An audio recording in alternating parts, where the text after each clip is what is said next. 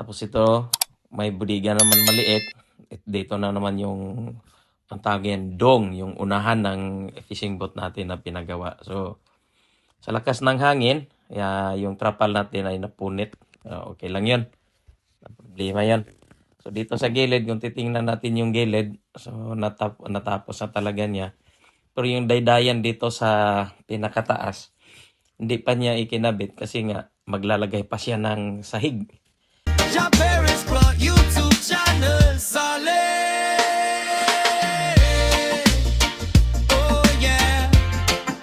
For others, let's unite. Oh.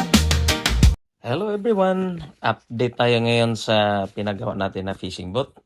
So yung nakita natin ay yan po ang poste ng ulin at ito naman yung open para sa ano ng makina, sa engine. Yan ang manhole natin sa engine, ang tawag niyan. Tapos dito na naman tayo sa unahan. Ito naman yung bandang kamarote, yung cabin, tulugan. Tapos yung taas, driveanan. Tapos ito naman yung budiga ng isda. Budiga 1. Ito yung budiga na 1. Lalagyan ng isda. At saka ito yung budiga na isa. Lalagyan ng ice. Kung ano-ano man yan. Kung maraming isda.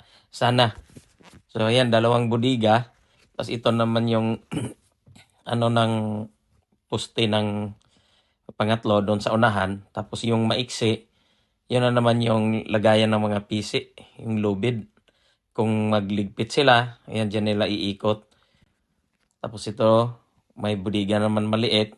Dito na naman yung ang tawag dong, yung unahan ng fishing boat natin na pinagawa. So, sa lakas ng hangin, yung trapal natin ay napunit. Okay lang yun. Problema yan.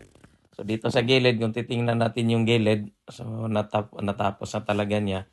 Pero yung daydayan dito sa pinakataas, hindi pa niya ikinabit kasi nga maglalagay pa siya ng sahig. So takpan pa niya yan, tapos saka ilagay yung daydayan daw, iipit niya yung yung sahig doon sa daydayan. Daydayan tawag. So ayun yung harapan puwitan ng fishing boat natin, yung bandang hulihan. Tapos ayan nga, ito kita natin na napunit yung trapal. So medyo mahaba-haba din siya. So sabi niya, yung nagtrabaho ay matatapos din niya yung magkabit mga baka by Monday. So ito pala yung sitwasyon ng tabing dagat doon. Is low tide. Tapos may naligo. Fiesta pala doon sa amin ngayon. Low tide yan guys. So pag magbaba pa yung tubig yan, mawala na yung tubig. Hunasan ba? Kung sabihin ni sa Epais, hunasan. So yan na. Review niya yung yung taas. So ayan, lilinisan pa niya yan. Nakita nila maiksi, yun doon nila iikot yung lubid.